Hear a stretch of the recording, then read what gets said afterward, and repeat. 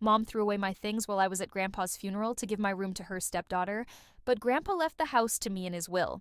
So now I packed her bags and put them out the door. Her reaction was my earliest memories are filled with the warmth of my father's smile and the comfort of our small rented apartment. I'm Carla, and until I was 13, my life was nothing but ordinary. In the best possible way, my dad, James, was the kind of father who made everything an adventure, even though we lived. In a modest apartment, he turned our tiny balcony into a fairy garden and our living room into a fort during rainy. Weekends, Mom Sarah was different, more reserved, always dreaming of a bigger house and a grander life.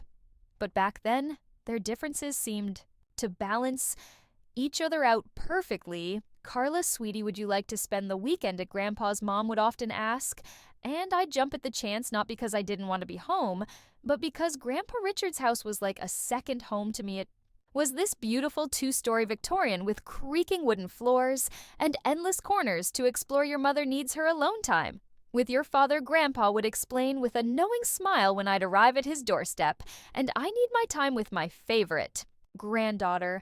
I was a perceptive child more than the adults around me realized. I understood that Mom sometimes needed space, that she and Dad had their own relationship to nurture. It didn't hurt me, if anything, it made me feel mature. Plus, those weekends with Grandpa were precious. He'd tell me stories about Dad's childhood, teach me about managing money. He was a retired bank manager and make the best pancakes in the world. You know, Carla, he told me, once while we were having breakfast, on his porch, your mother dreams of a house like this. But you know what's more important than a big house, a home filled with love? I nodded, understanding even at that young age. Our apartment might have been small, but it was filled with love. Dad would come home from his job at the insurance company, swing me around in his arms, and pepper Mom with kisses until she laughed despite herself. Those moments made our tiny space feel infinite, but life has a way of changing when you least expect it. I was 13 when Dad started losing weight rapidly at first, had joked about it saying he was finally getting in shape, but his eyes told a different story. The doctor's visits became more frequent, and Mom's face grew increasingly worried. It's just a phase, Dad would say, ruffling my hair. Weekly, I'll be back to my old self in no time. But he wasn't. The disease, aggressive pancreatic cancer, consumed him like a wildfire. Within months, my strong, vibrant father became a shadow of himself.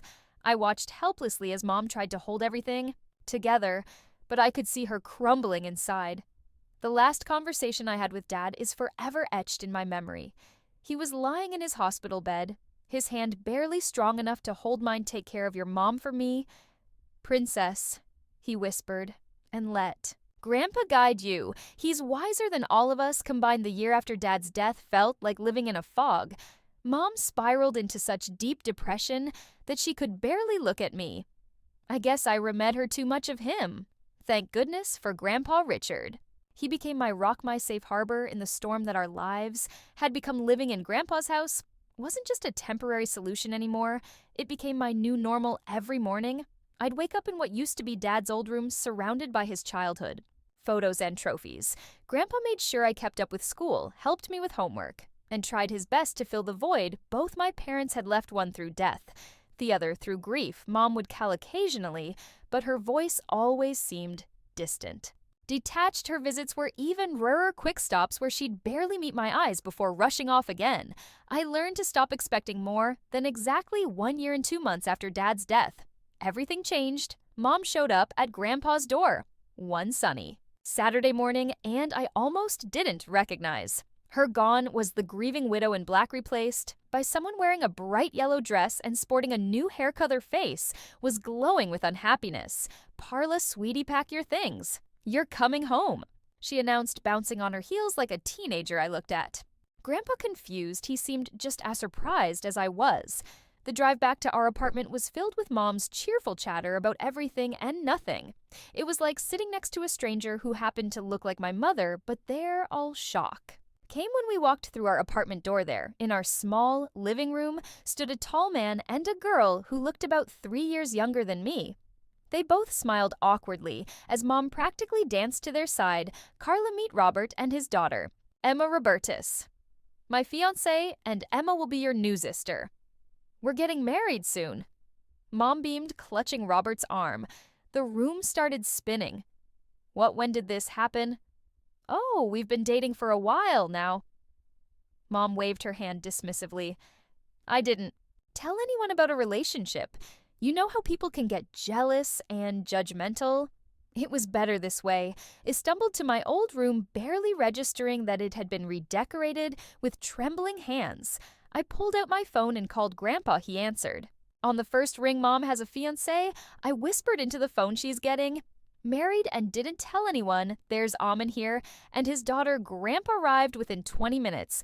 I could hear the conversation from my room as he confronted Mom Sarah. How could you do this without telling anyone? Without telling your own daughter? Dad, I'm happy for the first time in forever. Mom's voice was defensive. I've decided to start fresh to live again.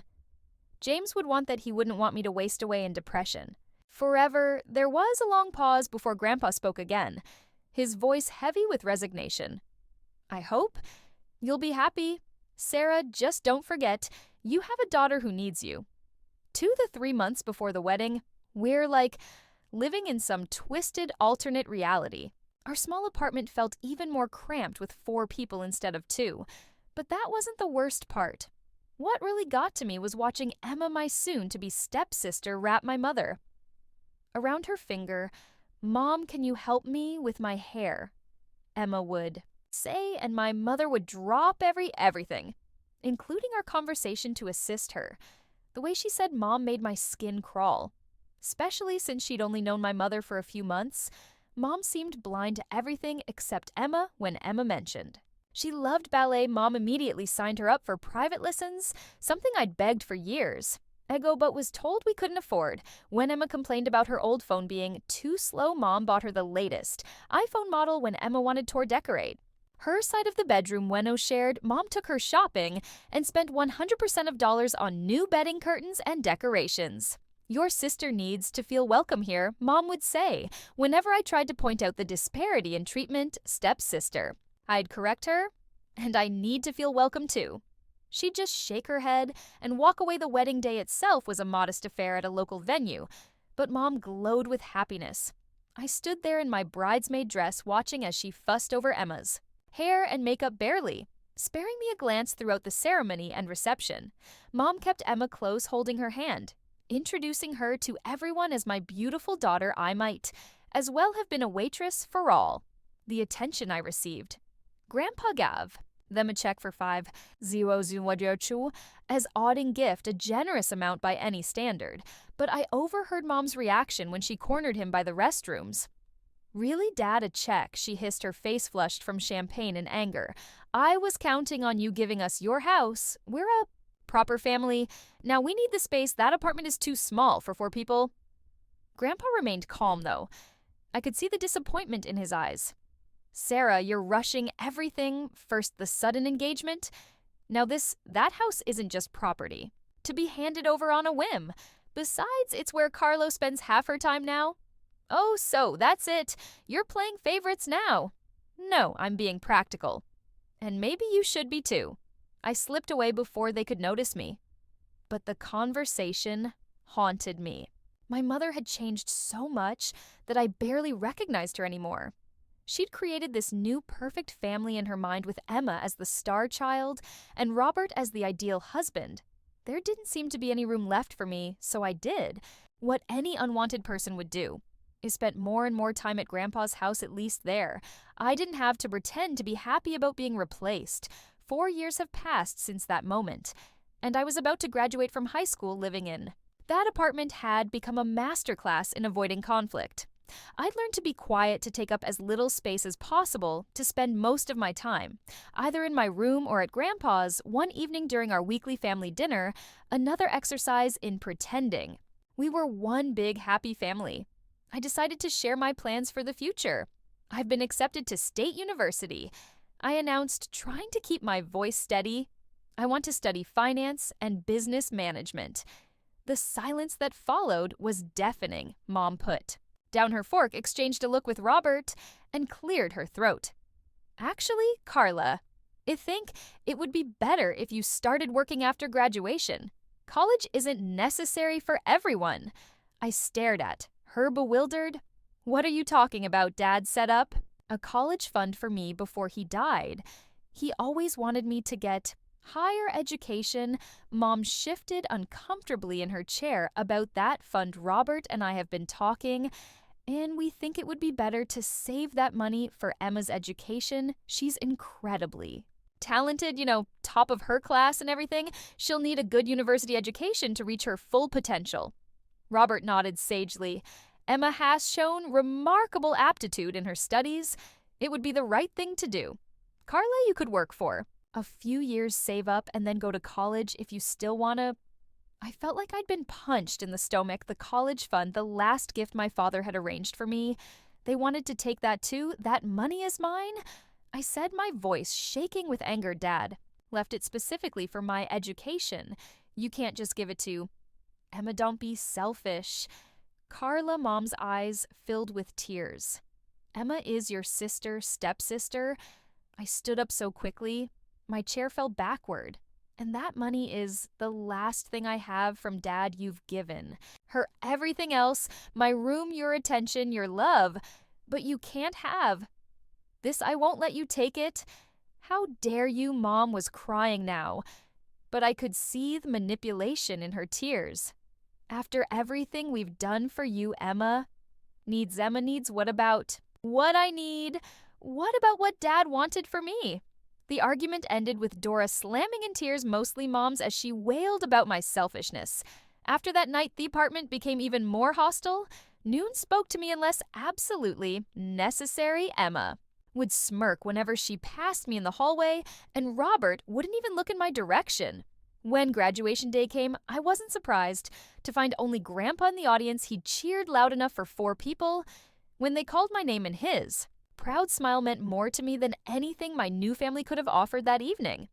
I packed everything I owned into 3 cardboard boxes and my old suitcase. Grandpa helped me load them into his car. Your room is always ready for you. Sweetheart, he said as we drove away from the apartment. Always has been. Always will be. I didn't look back as we left. There was nothing there for me anymore. College life became my escape. I threw myself into my studies, determined to make my father and Grandpa proud. The business and finance courses fascinated me, and I found myself excelling in ways that would have made Dad smile every evening. I'd call Grandpa to share what I'd learned, tell me again about derivatives, he'd say, even though he knew more about finance than my professors. I love hearing you explain it, but as my college years progressed, I noticed changes in Grandpa's voice during our calls. He got tired more easily, and his usual sharp wit sometimes seemed dull during my visits home. I caught him wincing when he stood up or rubbing his chest when he thought I wasn't looking. It's just age catching up with me. He'd say whenever I asked about his health, nothing to worry about, sweetheart. But I did worry. I started calling him twice a day instead of once. And I drive home every weekend. I could not just on holidays. We'd sit in his kitchen, drinking tea and talking about everything and nothing, just like we used to. Sometimes I'd catch him looking at me with such intense love that it made my throat tight. It was the middle of my final semester when Mom called. I almost didn't answer. It was the first time. She'd called in 4 years, but something made me pick up. Grandpa died last night. She said, her voice flat and emotionless. The funeral is on Thursday at 2 p.m. Hartford Funeral Home. The phone slipped from my hand. I don't remember much of what happened next.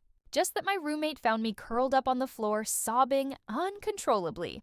Thursday came too quickly and not quickly enough. The funeral home was exactly the kind of place Grandpa would have chosen. Understated butelegant with large windows letting in natural light.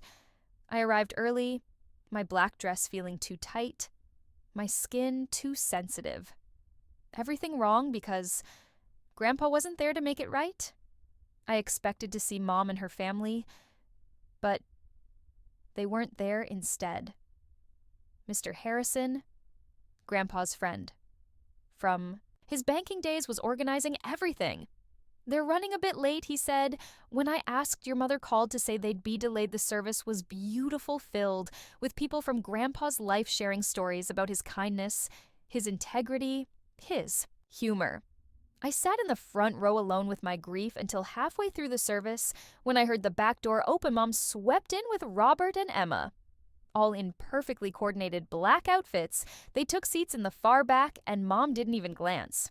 In my direction, her face was set in a mask of appropriate grief, but her eyes were already darting around the room, assessing, calculating.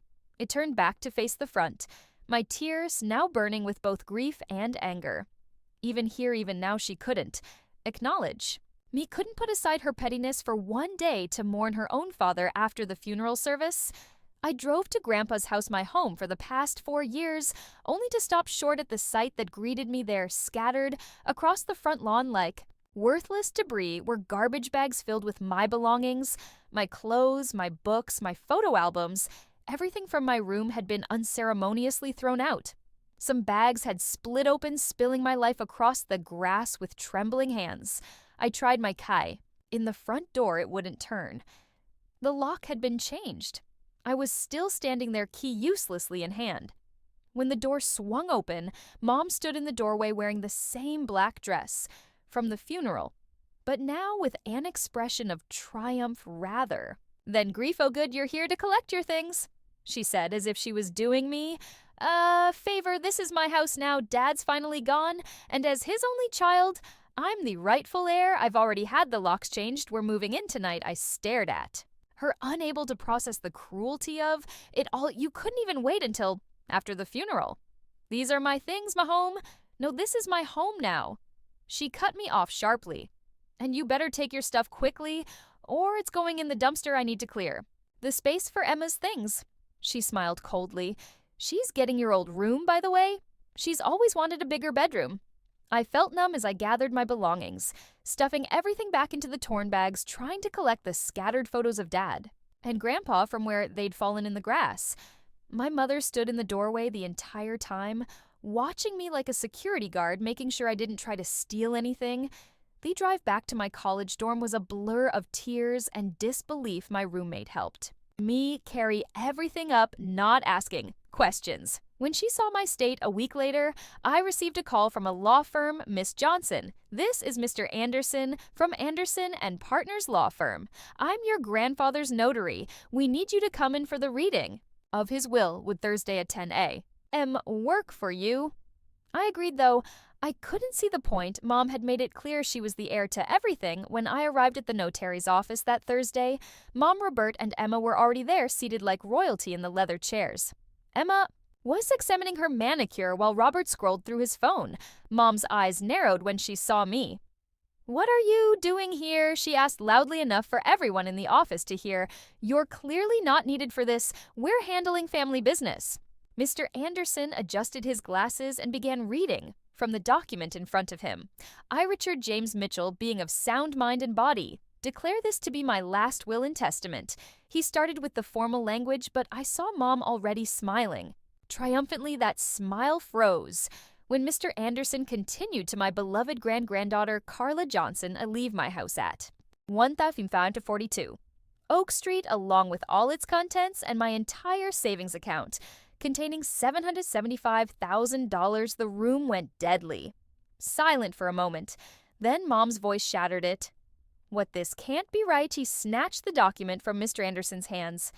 Her eyes scanning frantically. "Where's my part? I'm his daughter." Mr. Anderson calmly retrieved the will. "Mrs. Waters, your father's wishes are quite clear. He leaves everything to Miss Carla Johnson. There is no provision for you in the will. This is impossible." Mom's face had turned scarlet. She manipulated him. She poisoned him. "Against me, I'll sue. I'll contest this will." "The will is ironclad," Mr. Anderson stated firmly. "Your father had it properly witnessed and notarized 6 months ago. He was of completely sound mind, as attested by his doctor. Any attempt to contest it would be futile and expensive." Mom's strategy suddenly shifted. The rage in her eyes transformed into tears as she turned to me. "Carla, sweetie, please," she pleaded, her voice. "Honey, sweet, now. We've already given up our Apartment we moved? Everything out yesterday. We have nowhere to go. You can't just throw us out on the street. We're family. I stood up holding the folder Mr. Anderson had just handed me. Inside were the deed to the house ownership transfer documents and all the legal paperwork confirming my ownership of the property. Family, I asked quietly. Like how you threw my belongings onto the lawn before Grandpa was even in his grave? Like how you tried to steal my college fund? Like how you've treated me for the past 4 years? That was different. This is your problem, not mine. I cut her off, turning to leave. I suggest you start looking for a new apartment. I drove straight to Grandpa's house, my house now, but I couldn't get in. I pulled out my phone and called a locksmith explaining the situation. When he arrived, I showed him my freshly notarized ownership documents. I'm the legal owner of this house, I explained, showing him the paperwork. I need you to open these locks and then change them. Tonyo. Ones I want to be the only one with the keys as the locksmith worked. I gathered up everything that belonged to Mom, Robert, and Emma, all the clothes. They'd already unpacked their toiletries from the bathrooms. Emma's posters she'd already stuck to my old bedroom wall. I loaded it all into garbage bags just as they'd done with my things. When the locksmith finished and handed me the new keys, I dragged all their bags onto the front porch and arranged them neatly. The symmetry of the situation wasn't lost. All of their belongings now sat where mine had been just days ago as the sun began to set. I heard the familiar sound of Mom's car pulling into the driveway. I watched through the living room window, Grandpa's favorite spot to read his morning paper, as the reactions played out exactly as I'd expected. "What is this?" Mom's shriek could be heard clearly through the closed windows. "Our things, all our things are outside." I opened the door but stood firmly in the doorway. As they approached, Mom's face was red with fury. Robert looked like he'd swallow something sour, and Emma was already crying theatrical tears. "How dare you?" Mom stormed up the porch steps. "We live here. Now you can't do this to us actually. This is my house now legally and rightfully. You need to take your belongings and leave." "We have nowhere to go," Emma wailed. "You should have thought about that before giving up your apartment," I replied. Coolly, "Not my problem." Mom tried to push past me into the house, but I stood my ground.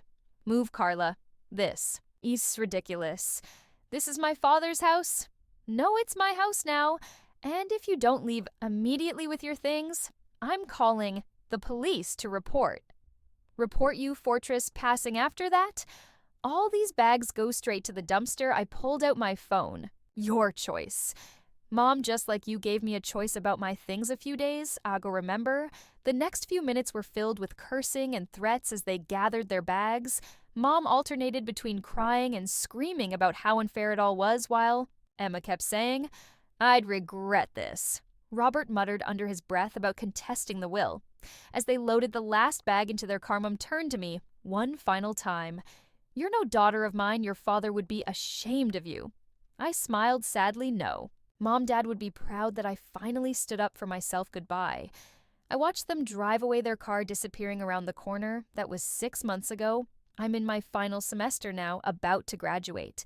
With honors, the house is being rented to a lovely young family. Their monthly rent payments are helping me build my savings, just as Grandpa would have wanted. I found his letter in the study safe that first night after everyone left. "My dearest Carla," began. "If you're reading this, it means you've already dealt with your mother's reaction to my will. I'm sorry I had to put you through that. But I knew Sarah too well. I knew what she would try to do.